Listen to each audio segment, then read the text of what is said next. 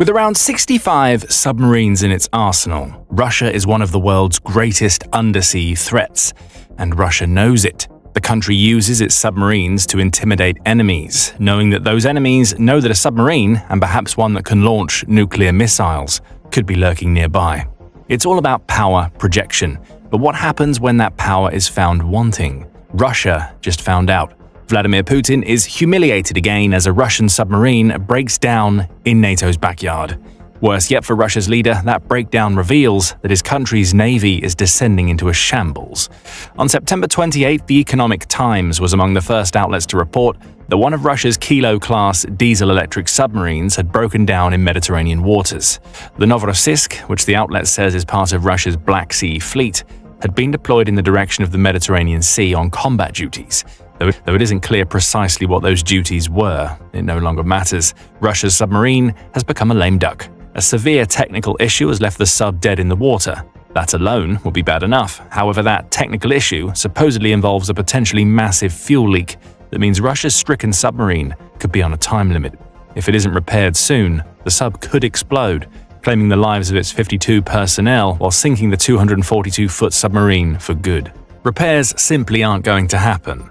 The Economic Times says that the submarine has surfaced in the Strait of Gibraltar and that nobody on board is going to be able to fix the issue.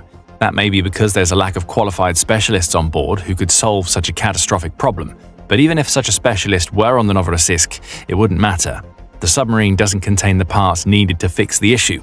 That means Russia is in a race against time to send people in to save its malfunctioning submarine before it explodes. More information about the nature of the malfunction comes from the Russian Telegram channel VCHK OGPU. As reported by TVP World, this is a Russian Telegram channel that has supposedly received information from unnamed sources indicating how dire the submarine situation is for Russia right now.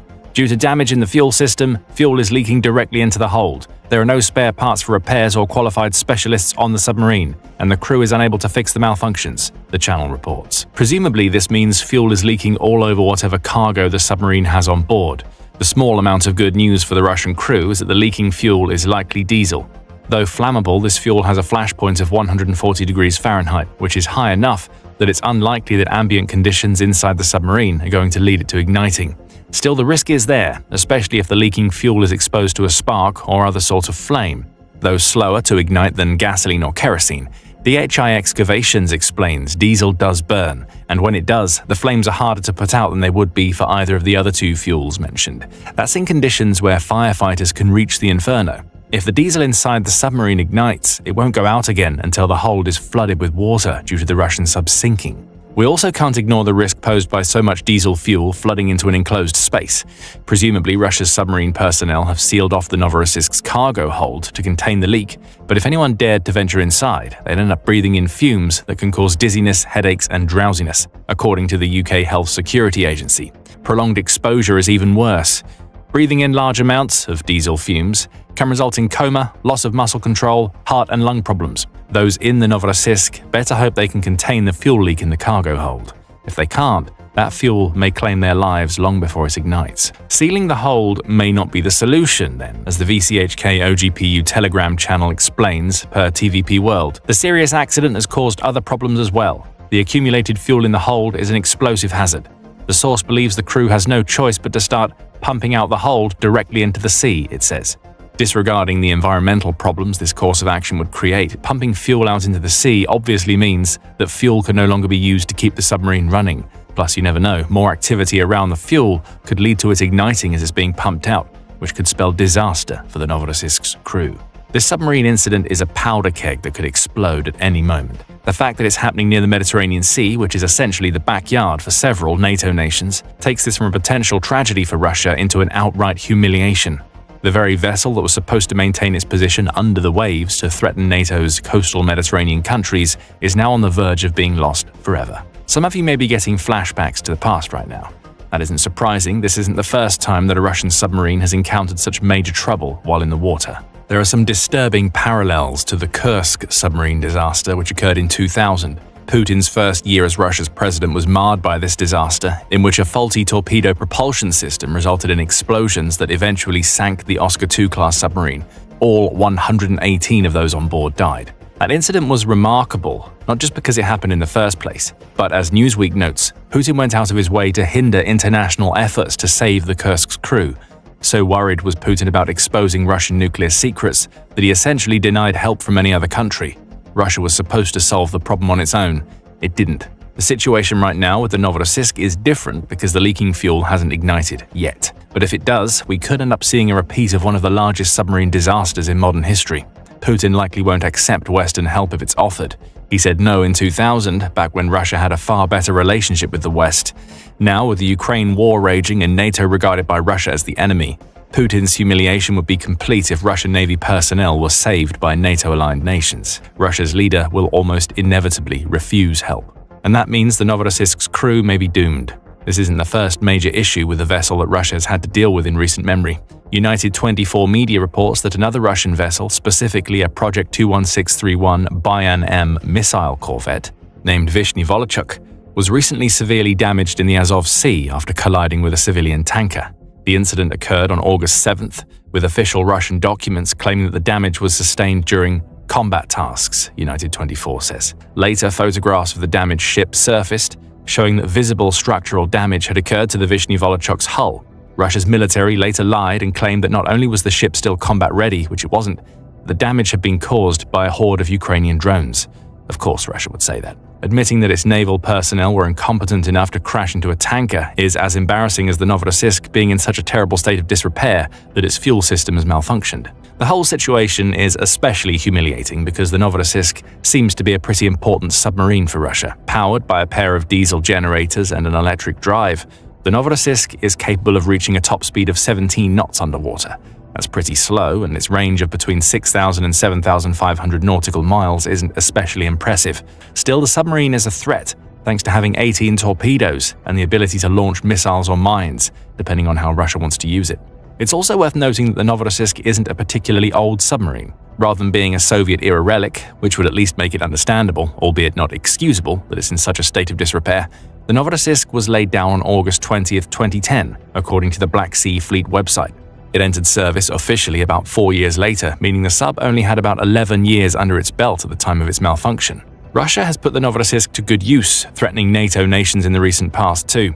It was only in June 2025 that Russia deployed the submarine to the English Channel.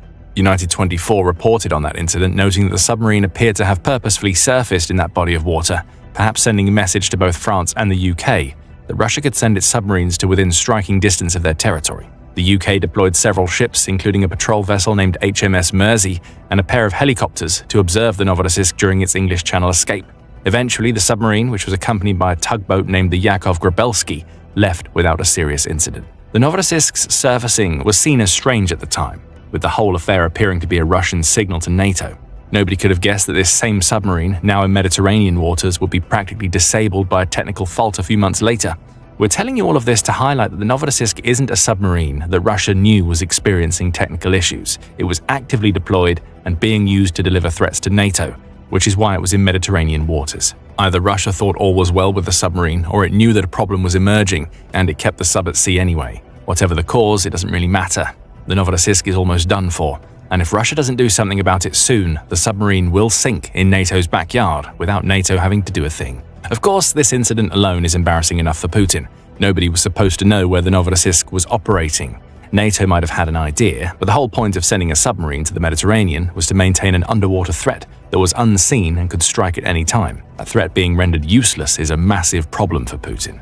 But even worse than the Novorossiysk seemingly being on its way to sinking is what this entire incident exposes about Russia's navy. It's in trouble, a lot of trouble. Lacking parts and being unable to conduct maintenance, Russia has been sending vessels out all over the world that many would argue should be docked somewhere for repairs. In June 2024, for instance, Russia suffered another submarine-based humiliation that showed just how much of a toll sanctions and the failures of Russia's navy to maintain its vessels were having. In that month, the National Interest reported that a Russian Yasin-M-class nuclear submarine named Kazan had docked in Havana, showing plenty of signs that it was worse for wear. Photos of the submarine were shared on LinkedIn by Capgemini IT firm managing consultant Maureen Marcus, who claimed that the submarine was falling apart as it visited Cuba. Its soundproofing panels are falling off, meaning the stealth sub is likely very loud underwater and lights up on sonar. Marcus said in an analysis of the pictures before implying that the submarine had better make it back to Russia quickly before it imploded, like the Kursk we discussed earlier. Marcus had a point. If parts were falling off the Kazan's exterior, what must the interior have looked like? Divers were at least trying to fix the issue, with Marcus adding that losing tiles is a problem that Western submarines face as well. Adhesive can only last for so long after all, especially on a vessel that continuously compresses and expands due to the changing pressures when sailing underwater. Still, the fact that the Kazan was commissioned around 2001 and, according to the national interest, had been at sea for 6 years, suggests there may be a deeper problem relating to the quality of Russian submarine manufacturing. Russia has also heavily promoted the Kazan's trip to Cuba, as the national interest points out. The loss of panels won't impact operational capabilities, but other experts suggest it's just further proof that the Russian Navy does a fairly poor job of maintaining its submarines. Kazan was only commissioned in May 2001, and the trip to Cuba has been heavily promoted by the Kremlin, it says. So this was a submarine that was supposed to represent the best of what Russia has to offer. Panels falling off may have been inopportune, but it also suggests that Russia's best is a long way behind where it's supposed to be. Now, the maintenance problems hinted at by the Kazan images in 2024 could be coming home to roost for the Novorossiysk. In August 2025, Business Insider also indicated that Russia's naval problems don't just extend to its submarines. The country's entire navy is starting to be stretched thin, the outlet reported. The Black Sea Fleet, being so heavily battered by Ukraine, has played a role in this issue. Remember that the Novorossiysk is part of that fleet. If it's lost, as is a definite possibility, that will only add to the woes of a fleet that has already had a third of its vessels damaged or destroyed by Ukraine since Putin launched his invasion. However, the symbolic loss of yet another Black Sea Fleet vessel isn't as important as Russia losing a key port in the Mediterranean that may have been able to get help to the stricken Novorossiysk. Business Insider notes that the 2024 collapse of the Assad regime in Syria deprived Russia of a port that could have been used to send help. Russia provided military support to the Assad regime during the brutal conflict, and in exchange, it enjoyed a significant presence at Syria's Tartus naval facility on the Mediterranean Sea, Business Insider said. However, the change in Damascus has jeopardized the future of Moscow's operations at the strategic port. The outlet also spoke to Royal Netherlands Navy frigate HNLMS de Ruyter's Commodore Arjen Varnar, who emphasized how the loss of so much of the Black Sea Fleet, combined with Russia's Syria issue, has created some massive problems. Looking at what they're doing in the Mediterranean, losing a port there means losing logistical support, and that stretches the capabilities they have, which mainly come from this northern fleet, Varnar said. Granted, it's not the northern fleet that's being affected right now, but the Novorossiysk is in waters that would have been most easily accessible via the Syrian port, over which Russia no longer exercises control. If Russia could still use the port, it could send rescue ships through the Mediterranean Sea and the Tyrrhenian Sea to reach the Strait of Gibraltar. They can't do that anymore. Now, any Russian rescue ships are going to have to sail all around Europe to get to the Novorossiysk. Even assuming that Russia could easily reach its malfunctioning submarine, it may not have the parts needed to carry out a repair. Logically, you would assume that any submarine deployed into the world's waters would have parts to fix something as vital as the fuel system, as well as an expert on board who knows how to use those parts. The Novorossiysk apparently has neither, indicating that Western sanctions and Russia's own poor training of its naval personnel are hurting Russia far more than Putin wanted the world to know. The Novorossiysk may have just revealed a secret that Putin would have rather kept. In truth, there were plenty of doubts about the prowess of Russia's navy long before the Novorossiysk was forced to surface with its fuel problem. Back in August 2024, the national interest referred to Russia's navy as a paper tiger, a force that had long been overestimated, even before Ukraine's destruction of so much of the Black Sea Fleet exposed its weaknesses. The same outlet way back in 2019 also noted that Russia wasn't able to replace its old submarines anywhere near as fast as it needed to. This problem was particularly impacting Russia's nuclear submarines, the outlet said. However, the Kilo class, of which the Novorossiysk is a part, was struggling as well.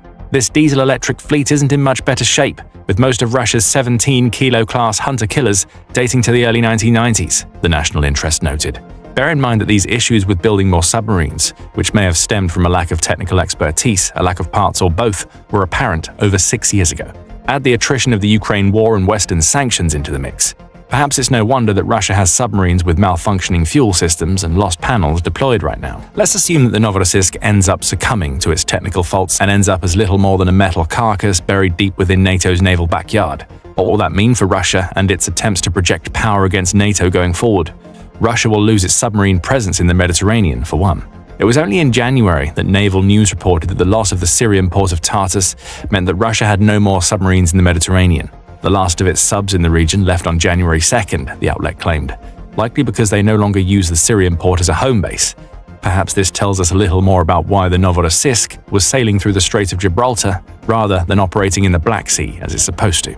Russia may have been sending the submarine into NATO's backyard, or more worryingly, the Novorossiysk may have been operating in the Mediterranean Sea for several months and was on its way back to port. The submarine's threat may have been there for a long time. That's the point, as we explained earlier. Russia needed to maintain a Mediterranean submarine presence, even with the loss of Tartus. Now it knows how vital that port was to its goal of intimidating NATO's coastal Mediterranean members. The only question left to answer is what happens next. That's difficult to determine. Russia will likely try to send ships to the Strait of Gibraltar, though it will still need permission from either Spain or Morocco to pass through. The former is a NATO member, while the latter became the first African state to send military assistance to Ukraine in December 2022. Morocco has since taken a more neutral stance, but this still means that Russia will have to sail into unfriendly waters to salvage its submarine. Maybe it won't bother. Putin has let a submarine crew die a collectively avoidable death before when he prevented anybody else from helping the crew on